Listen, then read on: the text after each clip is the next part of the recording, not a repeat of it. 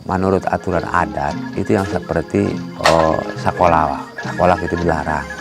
Berangkat dari rumah itu orang-orang Baduy, mereka berangkat dari rumah emang pakaian biasa, pakai pakaian adat Baduy mereka lah. Di sana akhirnya dia salin, ganti baju, masuk kelas, belajar biasa, dan pulangnya begitu, salin juga. Setelah itu berangkat lagi dengan pakaian adat. Tapi belajar diwajibkan, berguru diwajibkan. Tapi itu yang dilakukan sebagai khusus orang-orang Baduy.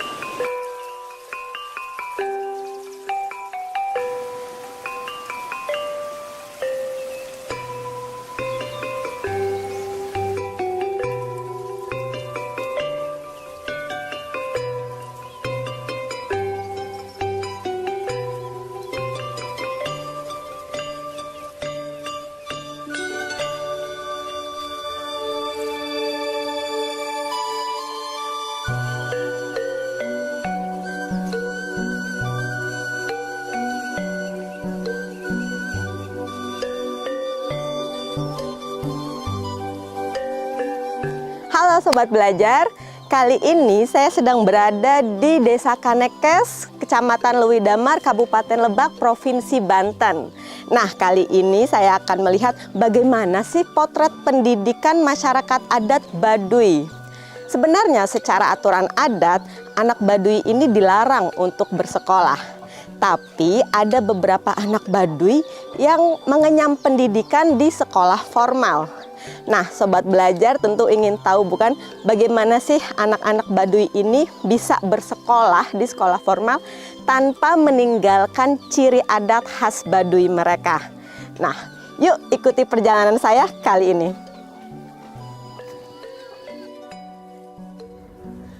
Perjalanan saya di tengah komunitas adat Baduy kali ini, saya awali dengan berkunjung ke SD Negeri 3 Nayagati di Kampung Cakem, Desa Nayagati, Kecamatan Leuwi Damar, Provinsi Banten.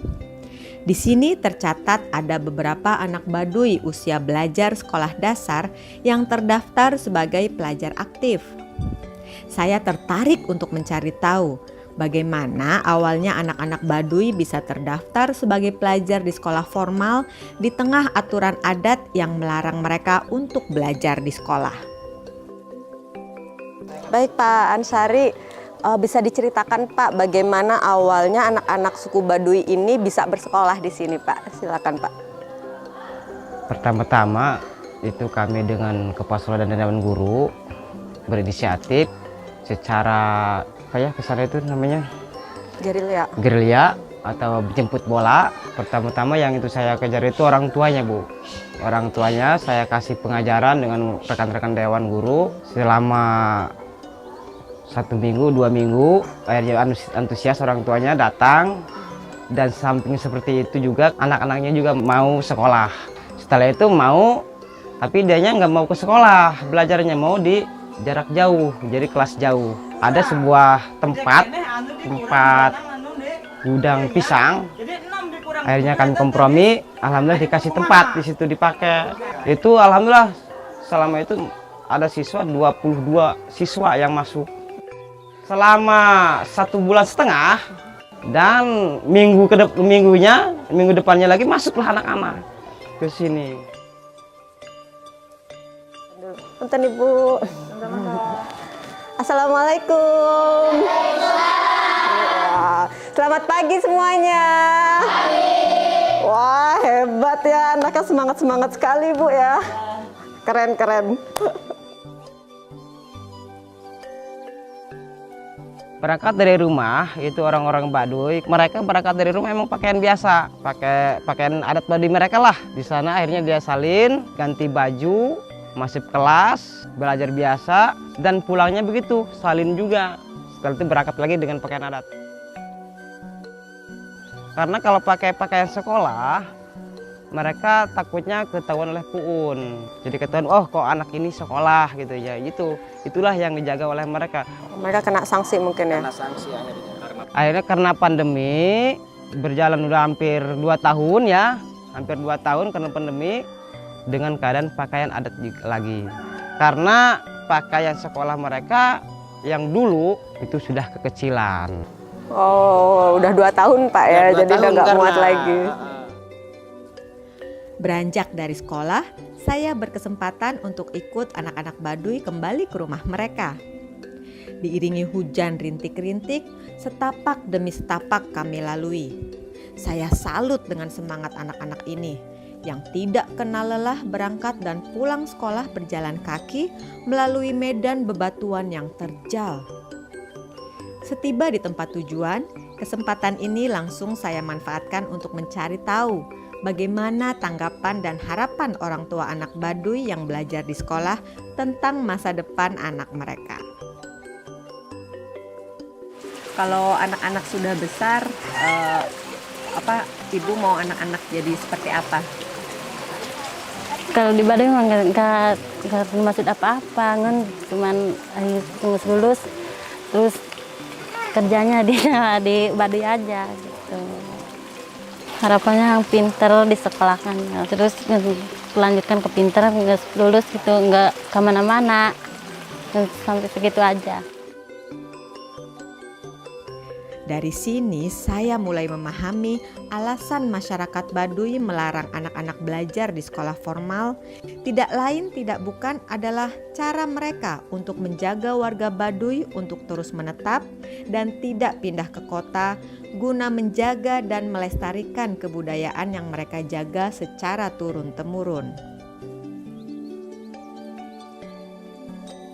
Kewajiban orang Baduy sebagai biarpun tidak sekolah formal tapi belajar berguru itu yang mantra-mantra yang sebagainya dilakukan. Sekolah formal memang tidak boleh yang menurut orang Baduy, tapi belajar itu diwajibkan, belajar dan berguru.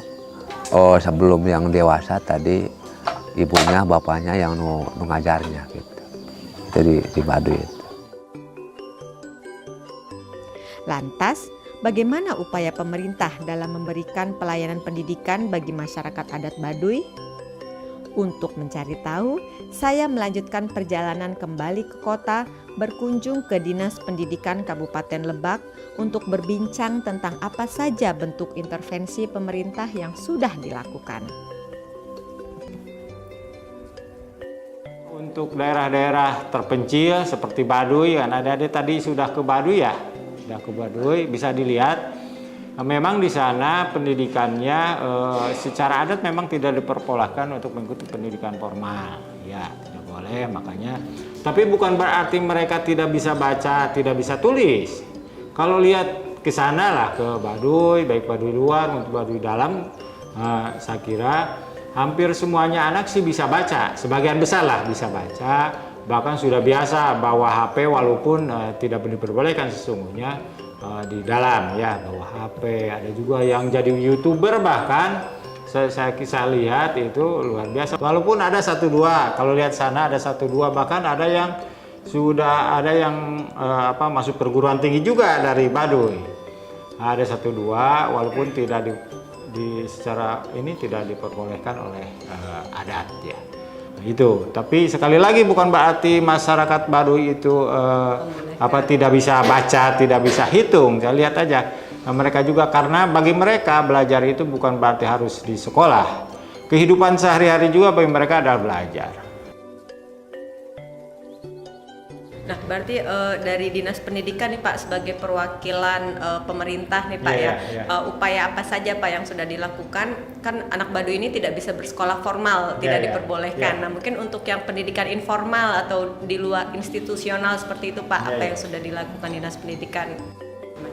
Banyak sesungguhnya yang kita laksanakan, misalnya pemberantasan buta huruf ya juga pernah dilakukan walaupun tidak secara terbuka lah ya.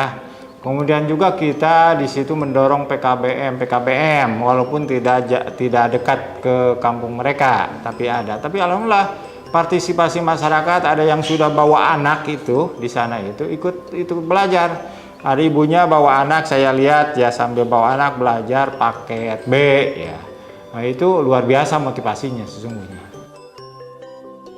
Nah, sobat belajar, sekarang kita sudah tahu ya bahwa meskipun secara adat anak-anak Baduy ini dilarang untuk bersekolah formal, tapi bukan berarti mereka tidak bisa mendapatkan pendidikan. Anak-anak Baduy tetap bisa belajar sehingga mereka bisa belajar untuk membaca, menulis, dan berhitung baik di sekolah formal maupun pendidikan informal. Nah, semoga tayangan ini bermanfaat ya buat sobat belajar semuanya. Sampai jumpa lagi di tayangan berikutnya.